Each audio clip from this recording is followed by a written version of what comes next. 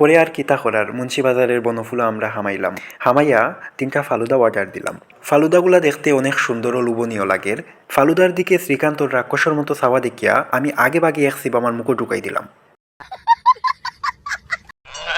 স্বাস্থ্যমন্ত্রী শ্রীকান্তর চেখা খাওয়ার ঘটনা যদিও আমাদের বন্ধু মহলে আগে খানাকুষা হইছিল, তবে এটা আমি বিশ্বাস করছি না। বাট আজকে তার প্রেমের এই নিদারুণ জ্বালা আমি যখন চৌকে দেখলাম তখন খুবই অবাক হইলাম। তিমি মাছের মতো অত বিশাল থেল দিলে সুন্দর শরীর লইয়া একটা মানুষ যে তার প্রিয় মানুষটারে হারানোর সুখে মাটিতে গড়াগড়ি খাইতে পারে, এই করুণ দৃশ্য চোখে দেখা খুবই কষ্টের।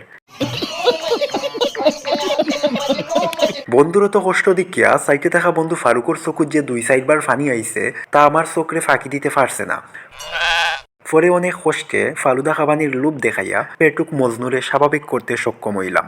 দ্বিতীয়বার আমি অবাক হইলাম খানির প্রতি তার এতটা ভালোবাসা দেখিয়া। মুসকি একটা হাসি দিয়া হইল, খানি আমার প্রথম ফায়ারিটি বন্ধু, চলো খাইতাম।